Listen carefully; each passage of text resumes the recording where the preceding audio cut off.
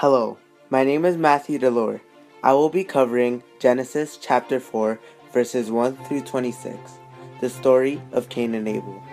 First, I will be doing a basic overview of the story. Adam and Eve give birth to two children, Cain and Abel. Cain becomes a tiller of the ground, and Abel becomes a keeper of sheep. In due time, Cain brought to the Lord an offering of the fruit of the ground, and Abel, for his part, brought of the firstlings of his flock of sheep. God shows respect for Abel's offering, but does not show respect for Cain's. You could see it on his face that Cain was furious. Cain becomes jealous of Abel and murders him off of pure frustration and anger. God is furious at Cain's inability to listen to God's warning. He tells Cain how he must now face the consequences of his action. The punishment is too great to bear, so Cain tells anyone who comes across him to kill him.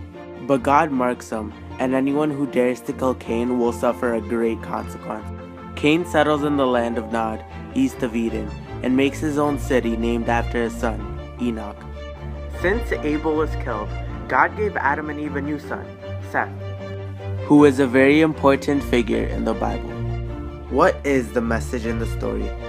This scripture attempts to tell multiple messages, some more hidden than others. The most obvious lesson in the story is that murder is not acceptable in all situations. It is not fair to take away a man or woman's life when they have done nothing wrong, or even if they have done something wrong. Another message in the story is that envy will and can take over you. It will play tricks on your mind, and ultimately it will make you do the wrong thing in critical situations, as shown in Cain's actions towards Abel.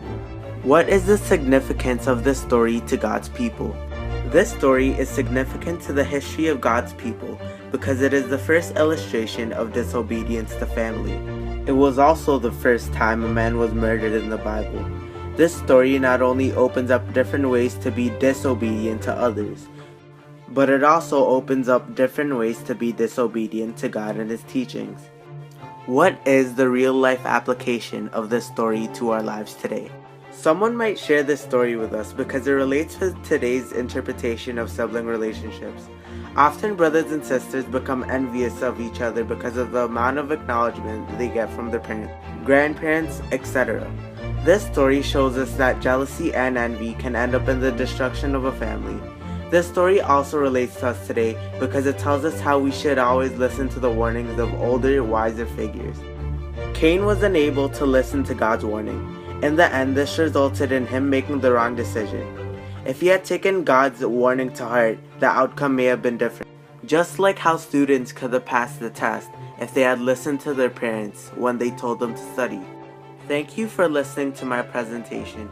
This has been the story of Cain and Abel. God bless.